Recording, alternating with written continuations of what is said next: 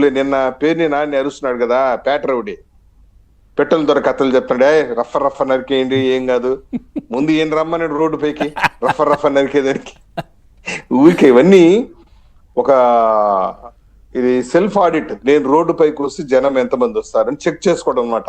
ఈ మామిడికాయల రైతులను పరామర్శించడం, ఆ పొగాకు రైతులను పరామర్శించడం, ఇవంతా కూడా సెల్ఫ్ ఆడిట్.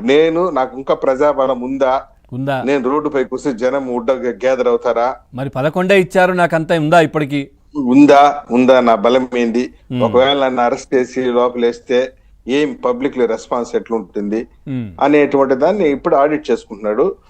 ఇప్పుడు పెద్దలు చెప్పినట్టు లిక్కర్ స్కామ్ లో మిథున్ రెడ్డి పాత్ర క్రిస్టల్ క్లియర్ గా ఎస్టాబ్లిష్ అయిపోయింది.